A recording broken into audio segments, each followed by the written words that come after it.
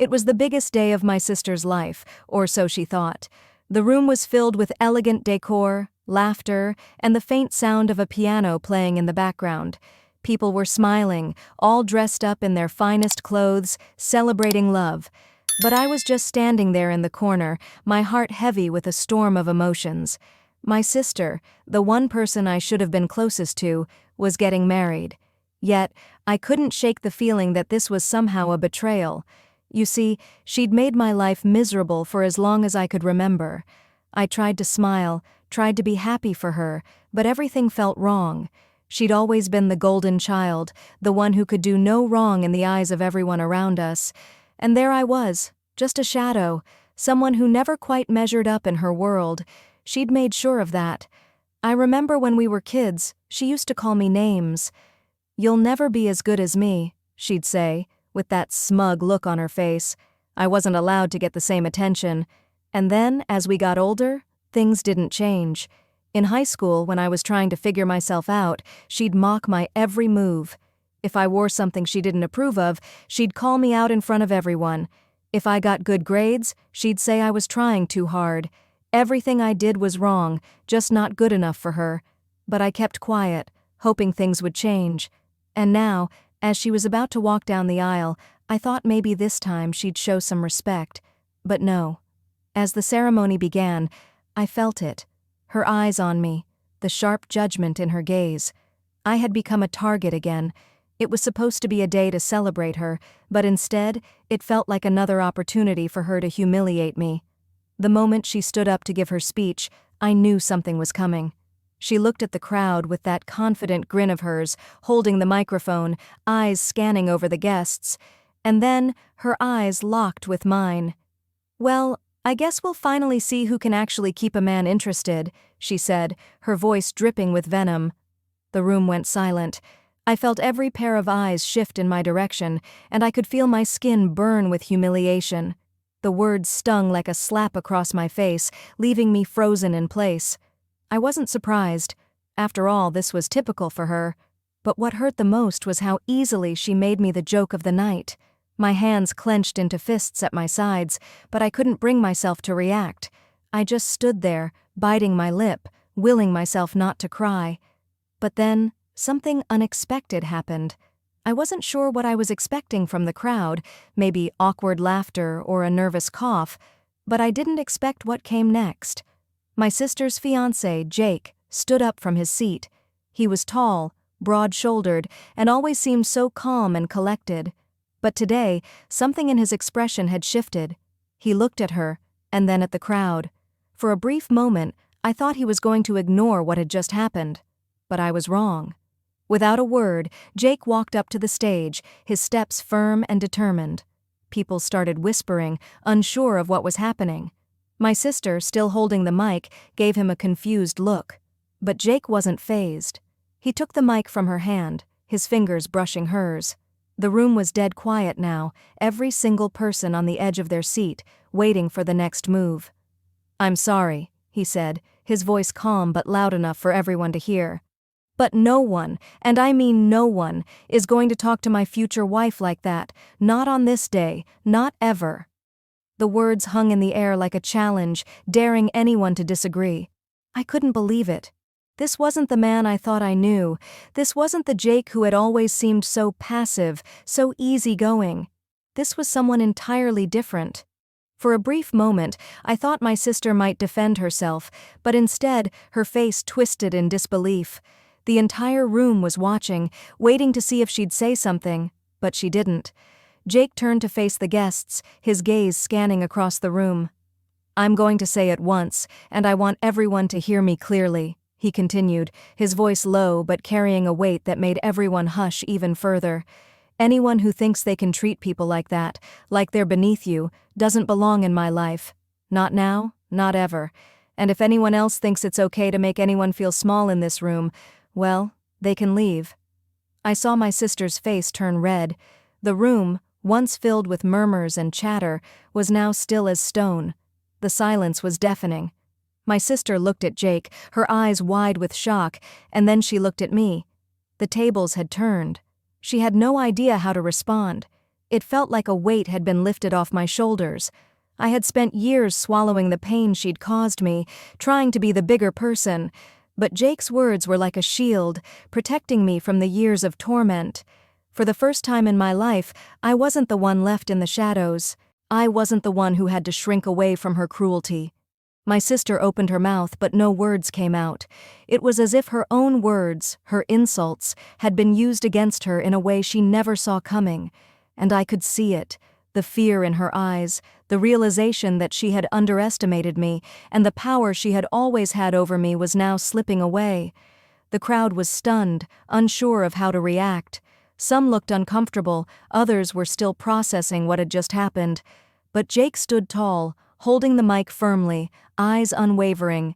He had just done what I had never been able to do. He had finally stood up to her. For me. And in that moment, I understood. This wasn't just about him standing up to her for my sake. It was about him showing me that I was worth more than the hurtful words she had thrown my way. And as the silence lingered, I realized that things were never going to be the same. The rest of the wedding felt like a dream. I couldn't quite process what had happened. Jake had stood up for me in front of everyone, and for the first time in years, I felt seen. But at the same time, something was shifting.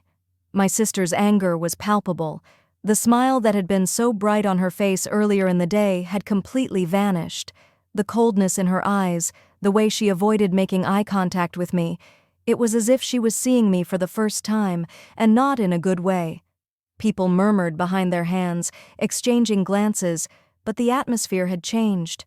It was no longer a celebration. It felt more like a standoff, and I was caught in the middle of it, unsure of what to do. I had never felt so exposed in my life. The fact that Jake, the man who was supposed to be marrying her, had taken my side so publicly, it was a betrayal of a different kind, one I wasn't sure my sister would ever forgive. But I didn't care. In that moment, it wasn't about her. It was about me finally standing tall. The rest of the ceremony proceeded, but it was mechanical. No one dared to speak of what had just happened. I could see the discomfort on the guests' faces, the awkwardness in the air. My sister, for once, was speechless. She went through the motions, smiling tightly, pretending everything was okay, but I could see the cracks forming. Her perfect day was slipping away, piece by piece, and I couldn't help but feel a strange sense of satisfaction. After the ceremony, as people gathered for the reception, I found myself alone on the balcony, needing space to think. The sun was setting, casting a golden glow over the venue, but my mind was racing. What had just happened? Why had Jake done that? Was he just trying to make a statement, or was there something more to it? I hadn't noticed him approaching until he was right behind me. I turned around quickly, startled, and saw Jake standing there, his usual calm expression replaced with something more intense. He didn't say anything at first. Instead, he just leaned against the railing next to me, looking out over the horizon. "You okay?" he finally asked, his voice soft but steady. I nodded, though I wasn't sure if I was lying to him or to myself. "Yeah, I don't know. This day has been a lot." He glanced at me, then back at the view. "It was more than that, wasn't it?" I swallowed, unsure of how to answer. It was strange talking to Jake like this, so open, so raw. He wasn't the same man who had made me laugh at family dinners or shared quiet moments with my sister. This was a different side of him, one I hadn't seen before. "I don't know," I said, my voice trembling. "It's just this whole thing. She's been treating me like I'm invisible for years, and I let her. But today—" I paused, struggling to put my feelings into words. "Today, it felt different. You stood up for me, and I don't even know what to think about that." Jake was quiet for a moment, considering my words. When he spoke again, his tone was low, almost as if he was choosing his words carefully. "You're not invisible," he said, his voice firm. "Not to me. And not to anyone else who's paying attention." He turned toward me, his eyes meeting mine with an intensity that made my heart race. "She's your sister, but that doesn't mean you have to take her crap anymore." I looked away, unable to meet his gaze. "But she's always been like this. I don't know how to change that, and I don't know how to stop feeling like I'm the one who's always wrong." "You're not wrong," Jake replied, stepping closer. "You've been a victim of her behavior, and that's not your fault. She's the one who's been wrong all this time." I wanted to believe him. I wanted to believe that things could finally be different, but the years of emotional scars ran deep, and it wasn't easy to just forget. My sister had hurt me so many times before, and it was hard to let go of the belief that I was somehow responsible for her cruelty. Jake's eyes softened as if he could see right through my defenses. "You don't have to fix it. You just have to stop letting it hurt you." I took a shaky breath, trying to hold myself together. It felt as though a dam was breaking inside me, a flood of emotions threatening to spill over. But I wasn't sure if I was ready to confront all of that just yet. Before I could say anything, I heard the unmistakable sound of heels clicking on the stone floor. I turned my head sharply, and there she was, my sister. Her face was a mask of composure, but I could see the fury bubbling just beneath the surface. She was walking toward us, and I knew, without a doubt, that this was going to be a confrontation. "Jake," she said, her voice cold, like steel. "We need to talk." Jake's jaw tightened, but he didn't flinch. "We are talking." She glanced at me, her eyes narrowing. "Not about that. About what you did." Jake didn't respond immediately, but I could feel the tension rising in the air. My sister had always been able to manipulate situations in her favor, but now she seemed unsure. For once, the power dynamics were shifting. "I'm not going to let you treat her like that anymore," Jake said calmly, his gaze unwavering. "And I don't think you should be with anyone who thinks it's okay to tear down family, not even your sister." The words hit her like a slap in the face. She stiffened, her lips tightening into a thin line. For a moment it looked like she might explode. The silence between them was suffocating. Then, my sister took a deep breath, trying to regain control. "You have no idea what you're doing." "I think I do," Jake replied, his voice colder now. "I know exactly what I'm doing, and I'm not going to let you destroy this family anymore." My sister's face twisted with anger, and for the first time, she looked vulnerable, like the mask she'd so carefully crafted was cracking. The tension between my sister and Jake was suffocating. I stood there, frozen, unsure of what was going to happen next. It was as if the whole world had stopped, and I was trapped in this moment where everything was about to change. My sister's eyes were blazing with fury, and Jake stood there, resolute, not backing down. The rest of the wedding party, which had once been filled with laughter and celebration, now seemed like a distant memory. It felt like we were the only ones left in the room. "Do you really think you can just come in here and make all these decisions for me?" My sister spat, her voice thick with venom. Her fists were clenched at her sides, and I could see her jaw tightening with every word. "You think I'm the villain in this story, don't you? You think I'm the one who's been causing all this drama?" Jake didn't flinch. "No, I'm not saying you're the villain. I'm just saying that you don't get to treat people like trash and expect everything to be okay. Not anymore." My sister's eyes narrowed as she took a step closer, her face inches from Jake's. "You don't know anything about me, about my life, about why I do the things I do." "I know enough," Jake replied, his voice steady. "I know that you've been hurting your sister for years, and I won't sit by and let it happen anymore." I could see the way her face shifted, a flicker of doubt crossing her features for just a moment. But then, like a switch had been flipped, she quickly masked it with anger again. "You think I care about what you have to say?" she snapped. "You think I'm going to let some outsider come in and lecture me on my family?" Jake didn't raise his voice. "I'm not here to lecture you. I'm here because I care about her," he said, his gaze softening just a bit as he looked at me, though he kept his stance firm in front of my sister. "And I'm not going to let you continue to tear her down, not when I'm around." There was a long pause, where the only sound was the soft rustling of the wind outside. It felt like time was moving in slow motion.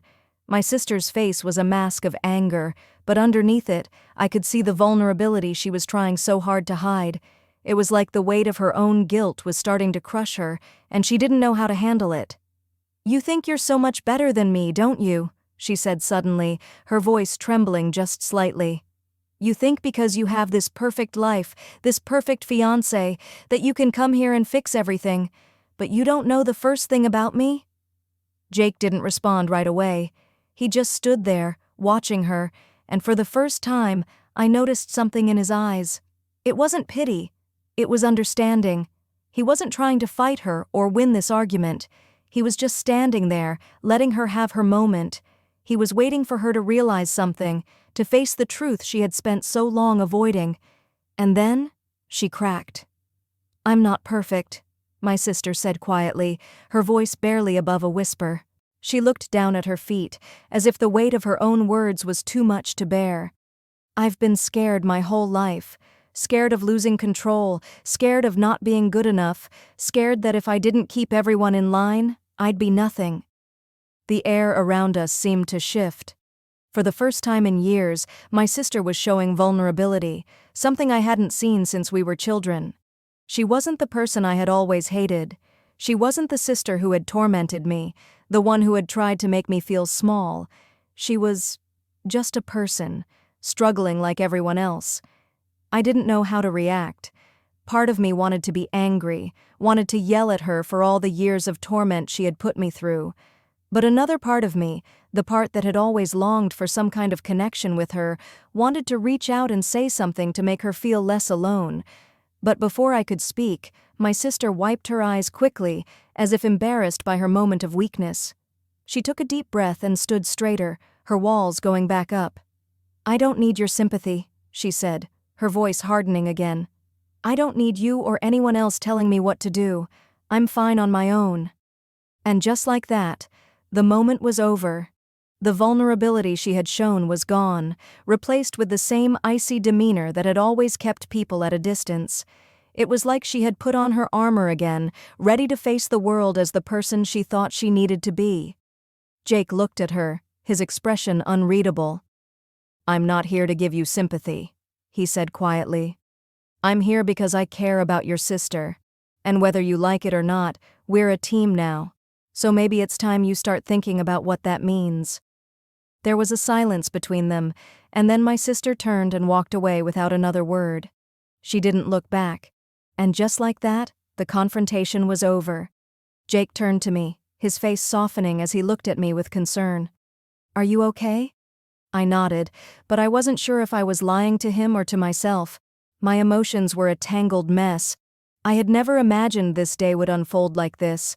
I had never thought that my sister would ever show even a hint of vulnerability, let alone admit she had been scared. It was like everything I knew about her had just been turned upside down. "I don't know," I said quietly, my voice barely above a whisper. "I don't know if I can forgive her. I don't know if I can ever trust her again." Jake reached out and placed a hand on my shoulder, his grip firm and comforting. "You don't have to forgive her right now. You don't have to do anything. Just take things one step at a time." I wanted to believe him, but the road ahead was still unclear. I had no idea where this would lead, or if my sister and I would ever be able to rebuild what had been broken. But in that moment, I knew one thing for sure. Things had changed, and maybe, just maybe, this was the beginning of something new. The days after the wedding were a blur. The aftermath of the confrontation still lingered in the air, like a storm cloud that hadn't quite passed. I kept replaying that moment over and over in my head, the one where my sister finally let her guard down, only to take it back the instant she realized she was vulnerable. She hadn't apologized, hadn't acknowledged anything that had happened, but there was something in her eyes that told me she was thinking, and I wasn't sure if that was a good thing or a bad thing. Jake and I kept in touch after the wedding. He was supportive as always, but I could tell he was frustrated with the situation. He didn't understand why I was still holding on to the past, why I wasn't ready to just move on and let it go. I didn't have a good answer for him. The truth was, I wasn't ready to forgive. I didn't even know if I could. And then, a week after the wedding, I got a call from my mom. "Are you coming over today?" she asked, her voice light, almost casual. "Your sister's coming. She wants to talk." My stomach dropped. I hadn't heard from my sister since the wedding, and I had no idea what this conversation could be about. I had spent years avoiding her, trying to heal from the years of emotional abuse, and now it seemed like she was trying to come back into my life. But was it genuine? Or was it just another attempt to manipulate me? I don't know, I said, unsure of what to do. I don't think I'm ready to see her. There was a long pause on the other end of the line. My mom, ever the peacekeeper, sighed. I know it's hard, but maybe it's time you two talked. You never know. She might surprise you. I didn't believe that for a second. I had been burned too many times to think this would be anything different, but at the same time, something tugged at me. Maybe it was the hope that this time things could be different. Maybe I was finally ready to face her, to see if there was a chance for us to rebuild what had been broken all these years. I'll think about it, I said, my voice hesitant. But I'm not making any promises. Okay, my mom replied, her tone soft. Just know that I'm here for you, no matter what you decide. I hung up the phone and stared at the wall for a few minutes, trying to gather my thoughts. This was it. The moment I had been dreading for so long was finally here. But what did I want? What did I even expect from this conversation? I didn't have the answers, and the uncertainty was gnawing at me. Jake had been right about one thing. I couldn't keep holding on to the past. But letting go wasn't as simple as he made it sound. It wasn't just about moving on. It was about understanding, about finding a way to live with the things that had happened and still move forward without letting them define me. I didn't call my mom back that day. I needed some space to think. But deep down, I knew that sooner or later, I would have to face my sister. It wasn't about forgiveness. It was about healing. And I wasn't sure if that was something I was ready to do yet. A few days later, I received a text from my sister.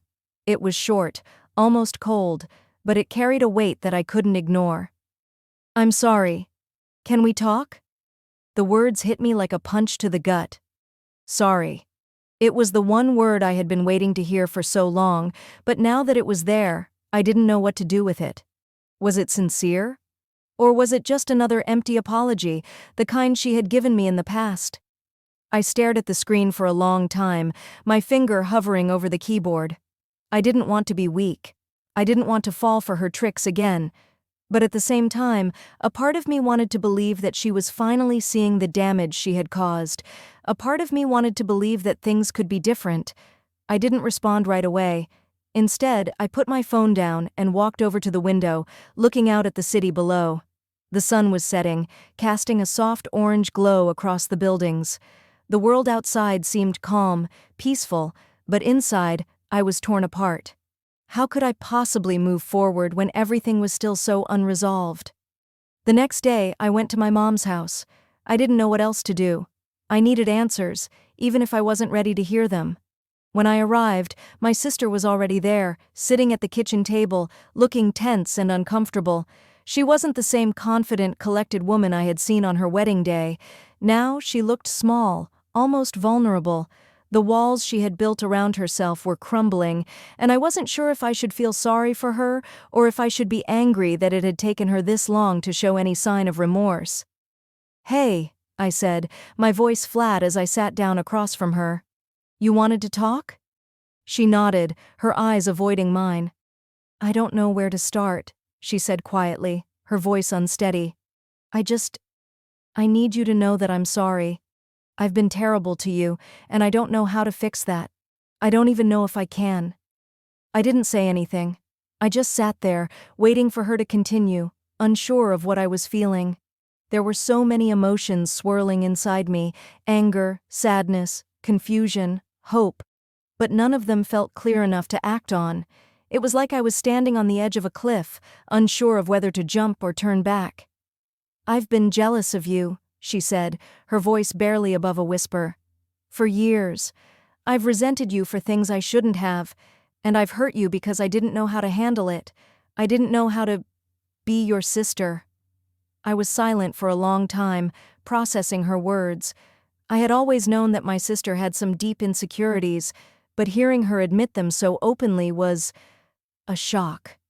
For a moment, I saw a side of her that I hadn't recognized, the side of her that was human, just like me. It didn't excuse the years of cruelty, but it made me realize that maybe, just maybe, she wasn't entirely to blame for everything. "I don't know if I can forgive you," I said finally, my voice breaking the silence. "But I can't keep holding on to all this anger either." Her face softened, and she nodded. "I understand. I'm not asking for your forgiveness. I just wanted you to know the truth, and I wanted to say, I'm sorry." For the first time in years, I felt something shift inside me. It wasn't forgiveness, but it was a step, a small, fragile step toward healing. I didn't know what the future held for us, but maybe, just maybe, we could start to rebuild what had been broken, slowly, carefully, and on our own terms. Over the next few weeks, the silence between my sister and me was deafening. We exchanged a few texts here and there, but the weight of our past still hung between us, thick and suffocating. I wasn't ready to call her my sister again, not yet, but at least there was a sense of acknowledgement now. At least she knew how much she had hurt me, and that was something, even if it didn't feel like enough. Jake noticed the shift in me. He could see I was still struggling, but he didn't push. He knew better than anyone that healing wasn't a straight path. It wasn't a simple fix. It was messy, confusing, and unpredictable. Sometimes I found myself wondering if things would ever truly go back to normal, or if I even wanted them to. One afternoon, as I sat on the couch scrolling through my phone, I saw a message from my sister again. This time it wasn't a simple apology or a casual question. It was something more, something serious. "I need to talk to you. Can we meet up?" The words hit me harder than I expected. I hadn't seen her in person since the wedding, and the thought of facing her again was almost overwhelming. But something about this message felt different.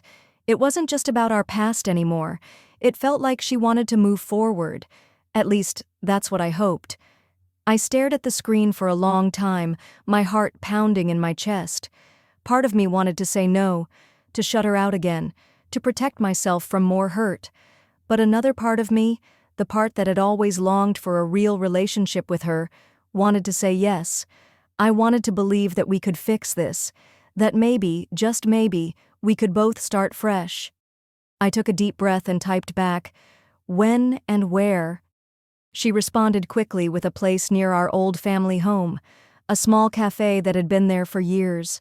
It was a place where we used to go as kids when we wanted to escape, a place that held memories, both good and bad.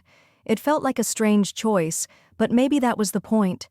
Maybe it was her way of saying, "Let's start over." I agreed to meet her the next day. My nerves were shot, but I couldn't back out now. This was the moment. It was time to see if we could start rebuilding something, or if it was too late. The next afternoon, I arrived at the cafe a little early. I found a table by the window and ordered a coffee, trying to calm my racing thoughts. The cafe was quiet, and the light outside was soft, casting a warm glow over everything. It was a place that felt familiar, like stepping back in time. But that didn't stop the knots in my stomach from tightening with every passing second. I kept checking the door, waiting for her to walk in. And when she finally did, I almost didn't recognize her. She looked different. Her expression was softer, more vulnerable than I had ever seen her before. Her usual confident demeanor was gone, replaced by something that resembled uncertainty. She looked human. Not the perfect image of the sister who had tormented me, but a real person with flaws and fears. The walls she had built up were nowhere to be found. She spotted me right away and walked over, her steps hesitant. "Hey," she said quietly, standing awkwardly in front of me. "I didn't know if you'd come." I stood up to greet her, feeling a strange mix of emotions. "I almost didn't," I admitted, my voice low. "But I'm here. So, what's this all about?" She sat down across from me and took a deep breath, her hands trembling slightly as she placed them on the table. "I don't know how to say this," she began, her voice soft, almost apologetic. "I've been thinking about everything, about what I did, about how I treated you, and I realize that I've been so focused on myself for so long that I never stopped to think about how you felt." I didn't say anything. I just listened. There was so much I wanted to say, so much I wanted to ask, but something told me to let her speak, to let her take this step, even if I wasn't sure where it would lead. "I've been trying to figure out why I did the things I did," she continued, her voice barely audible. "And the truth is, I was scared. I was so scared of not being good enough, of being left behind. I saw you as the perfect one, the one who always got everything right, and I hated you for it. I hated that I could never measure up. I hated that I wasn't you." I had heard bits and pieces of this before, but hearing it all laid out so plainly hit me in a way I wasn't prepared for. It was like a weight had been lifted off my chest, but at the same time, it made me feel sad for her. For the sister I had once looked up to, the one who had always been strong, always in control. She had been broken in a way I never saw, and that realization stung more than I cared to admit. "I never wanted to hurt you," she said, her voice breaking now. "But I did. And I'm sorry. I'm so sorry for everything." I didn't know how to respond. My anger had dissipated over the last few weeks, replaced by something else, something closer to compassion. But I couldn't just forgive her. Not yet. Maybe not ever. "I don't know if I can forgive you right now," I said slowly, my voice steady but firm. "I don't know if I can forget everything you did, but I'm listening. And I'm willing to try." She nodded, tears welling up in her eyes. "That's all I'm asking for. A chance. I don't expect you to forgive me overnight. I just want you to know that I'm trying. And I'll keep trying, if you'll let me." There was a long pause between us. For the first time in a long time, I felt like we were on the same page. Not perfect, not fixed, but somewhere between anger and forgiveness. Somewhere between the pain of the past and the possibility of the future. "I don't know what the future holds," I said quietly, "but I'll meet you halfway. I'll try too. We'll see where it goes." She smiled faintly, the weight of the past still hanging between us, but the tension had lessened, just a little. It was a fragile truce, a small start, and maybe that was enough for now. The following weeks passed by in a blur. My sister and I kept in touch more often, but the conversations were still tentative, like we were both walking on fragile ground. I didn't know if I was ready to fully trust her again, but at least we were trying. And that felt like something. Every time we spoke, I noticed little changes. She was more patient with me, more understanding, and more open about her feelings. It was as if she had spent years trying to build walls around herself, and now she was starting to let them crumble. Jake could see the shift too. He watched as I opened up more to the possibility of mending my relationship with my sister, but he also saw the hesitation in me, the part of me that was still holding back, still unsure. He never pressured me to make any decisions, though. He let me move at my own pace, but I could see the concern in his eyes, the quiet way he waited for me to finally decide what I wanted. I wasn't sure I knew what I wanted. I wasn't sure I even knew how to move forward from here. There were so many unresolved feelings, so much history between us that I wasn't sure could be erased with a few heartfelt apologies and honest conversations, but I also knew that if I didn't try, I might lose her forever. I couldn't bear the thought of that. One day, after a particularly deep conversation with my sister about the way we had both suffered in our own ways over the years, she suggested we meet again. This time, though, she proposed we do something different. "Let's go away for the weekend," she said. "Just the two of us. No distractions, no one else. We can talk, really talk, and figure out where we go from here." I hesitated at first. The idea of spending an entire weekend with her, with no one else around, was terrifying. But at the same time, there was something about it that felt right. Maybe this was the chance we needed to rebuild what had been broken. I talked it over with Jake that night, and he was supportive, as always. "If you think it's what you need, then do it," he said, offering me a reassuring smile. "I know it's not easy, but sometimes the hardest steps lead to the most important changes." His words stuck with me, and after a lot of back and forth, I decided to go. It was a step toward something new, something uncertain, but something that could lead to healing. We chose a small cabin in the woods, isolated, peaceful, and far from the noise of our everyday lives. The drive there was quiet, but not uncomfortable. It felt like we were both preparing for something, bracing ourselves for the difficult conversations that might come up. As we arrived, the air was crisp, and the forest around us seemed to embrace us in its stillness. It was the perfect setting, I thought, for a fresh start. We settled into the cabin, the space feeling strangely intimate, like a cocoon where we could shed our old skins and be something else, something better, perhaps. That night, after dinner, we sat outside on the porch, wrapped in blankets as the fire crackled in front of us. The night sky above us was clear, and the stars felt close, almost as if they were watching over us. We didn't speak at first. We just sat there, letting the quiet settle around us, taking in the peace of the moment. But then, my sister spoke. "I've been thinking a lot about what you said," she started, her voice soft but steady. "About how I've hurt you, and how I've never really understood what that did to you." She paused for a moment, gathering her thoughts before continuing. "I've spent so many years trying to protect myself, trying to shield myself from the pain I've been carrying, but I never realized that in doing that, I was causing you so much pain. I never took the time to see you, to see what you were going through. I only saw my own hurt, and for that, I'm so sorry." Her words hit me like a wave, unexpected and powerful. It was the first time she had truly acknowledged the extent of her actions, the first time she had taken full responsibility for how she had hurt me. I wanted to say something in response, but I found myself unable to. I wasn't sure if I was ready to forgive her. I wasn't sure if I could ever forget the years of torment and neglect, but in that moment, I realized something crucial. I could no longer carry the weight of the past. I could no longer let it define me. If I wanted to heal, if I wanted to move forward, I needed to let go. "I don't know what to say," I finally whispered. "I don't know if I can forgive you yet. But I'm listening. And I'm trying to understand." My voice cracked as I spoke, the weight of everything we had been through pressing down on me. "I need time, but I think we can work through this. Together."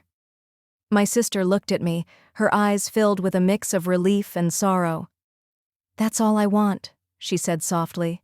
A chance to show you that I'm not the person I was before, that I can be better, that we can be better."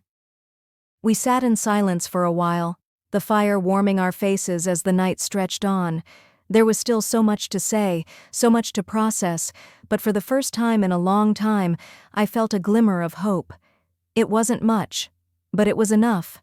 Enough to make me believe that maybe, just maybe, we could rebuild what had been lost.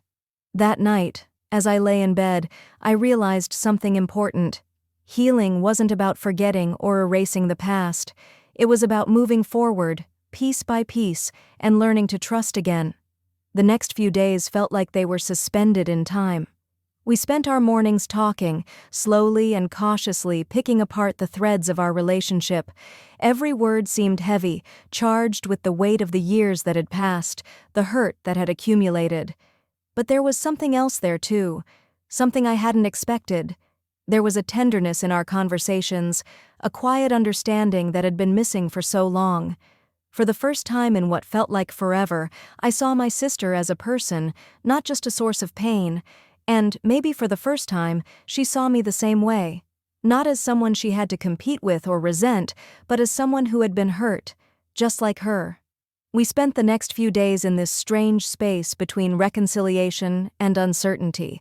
There were moments of laughter, moments of silence, and moments of deep, painful honesty. But despite the difficulty of the conversations, I could feel the cracks in my heart beginning to heal. I didn't know what the future held for us, but I knew that I couldn't keep carrying the weight of the past, and neither could she. It wasn't all smooth sailing, though. There were times when the anger and frustration bubbled up inside me, moments when I wanted to lash out and remind her of everything she had done. The scars of our past were still fresh, still so raw, but each time that happened, I took a step back and reminded myself that healing wasn't a straight line. It was messy, complicated, and full of setbacks. But it was worth it. The idea of forgiving her, of allowing myself to move on from the bitterness, was terrifying. It meant opening myself up to the possibility of being hurt again, But it also meant choosing peace, choosing to let go of the anger that had been poisoning me for so long, and that was a choice I was slowly starting to make. On the last night of our trip, we sat outside by the fire once again. The stars above us seemed even brighter now, as if they were guiding us forward.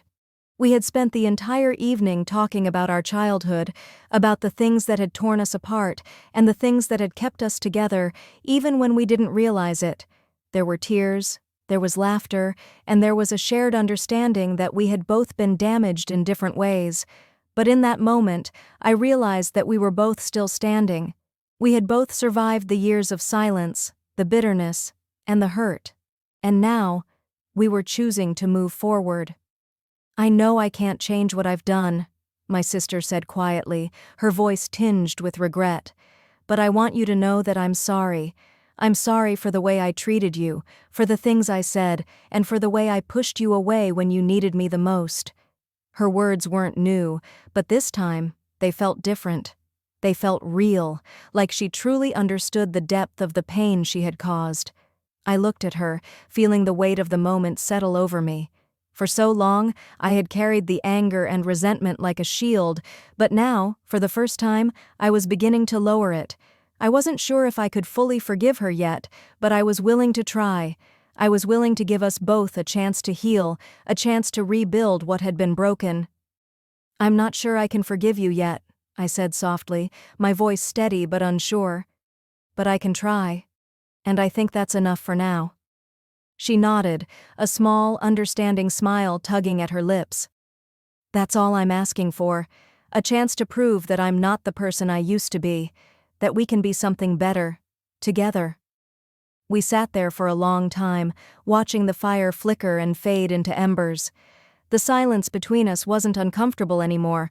It was a quiet kind of peace, the kind that comes with knowing that, even though the journey ahead would be difficult, we were no longer alone in it. The next morning we packed our things and left the cabin. The drive back home was filled with a strange calm, as if the weight of the past had been lifted, even if only a little. There was still so much to work through, so much that had yet to be resolved. But for the first time, I felt like we were on the right path. It wouldn't be easy, but I knew that we could get there. Together. As we drove back into the city, I couldn't help but wonder what the future held for us. Would we fully heal? Would we ever be the same again? I didn't have the answers, but I knew one thing for sure. This wasn't the end. It was only the beginning. As the weeks passed, I found myself navigating a new reality with my sister. It wasn't perfect. There were days when the old wounds reopened, when I could feel the old resentments bubbling beneath the surface, threatening to undo everything we had worked toward. But there were also moments of quiet understanding, of shared laughter, of small gestures that spoke volumes about the changes we were both trying to make. Our relationship, though still fragile, was slowly becoming something different, something better. The first time we had a real, unguarded conversation about the future, I could see the determination in her eyes. It wasn't just about healing the past anymore, it was about building something new. Something we both needed, something we both deserved. And it wasn't just about her and me, but also about the people we had become in the process. I had always been the quieter one, the one who kept my feelings hidden, afraid of confrontation, and the pain that came with it. But with her, I realized I couldn't hide anymore. I had to speak up, to express myself, to let her see the real me, even if it scared me. And she had to do the same. We started spending more time together, not just talking about our past, but also about our present, our hopes, and even our fears. It wasn't easy to peel back those layers of hurt and disappointment, but with each layer that came off, I felt lighter. It was as if I was finally letting go of all the things I had carried for so long, the anger, the bitterness, the regret. And in doing so, I was allowing myself to heal. One afternoon, as we sat in a cafe talking about everything and nothing, my sister looked at me with a soft smile. "I know I've asked for your forgiveness 1,000 times, she said quietly, "but I need you to know that I'm not asking anymore. I just want to be part of your life. Whether you forgive me or not, I'm here, and I'm not going anywhere." Her words hit me hard. For so long I had wanted to hear those words, wanted her to acknowledge the damage she had caused, to finally see me, to finally understand. But hearing them now, after everything we had been through, felt different. It wasn't about me holding on to the past anymore. It was about moving forward, together. "I don't know if I can ever truly forgive you," I replied, my voice steady but filled with emotion. "But I want to try. And that's enough. I'm here too. I'm not going anywhere." And for the first time in years, I truly meant it. The weight of the past didn't disappear overnight, but I was ready to live with it, to move forward with it, and to let go of the anger that had once consumed me. It wasn't about forgetting. It was about choosing to live beyond it, to create something new from the ashes of what had burned before. We continued to rebuild our relationship, one step at a time. It wasn't always easy. There were moments of doubt, moments when I wanted to walk away and leave the past behind. But with every challenge, with every setback, we came back stronger. We learned how to communicate, how to be honest with each other, how to forgive, not just the big things, but the small things too. It wasn't perfect, and it may never be. But it was real. I couldn't predict the future. I didn't know what would happen in the years to come, but I knew that in that moment, we were both trying. And that was enough. For the first time in my life, I didn't feel like I was carrying the weight of the world on my shoulders. I didn't feel alone in my struggles. I had my sister by my side, and that meant more than I could ever put into words. And so, I let go. Let go of the pain, the resentment, and the fear of what might happen next. I let go of the past, not because it didn't matter, but because I knew I couldn't carry it with me forever. I chose to move forward, to rebuild, to live with a heart that was open to forgiveness, to change, and to the possibility of something better. In the end, that was the real revenge, the revenge against the hurt, against the bitterness, against everything that had tried to break us. It wasn't about making her suffer. It was about showing her, and showing myself, that we could overcome anything as long as we were willing to try. And as we both looked toward the future, I realized that the real victory wasn't in the past at all. It was in the present. It was in the moments we shared, in the steps we were taking together. That was the moment of triumph, the moment when I realized that the person I had always been waiting for wasn't her. It was me. And I was finally ready to live my own story, to create my own path, with or without the past.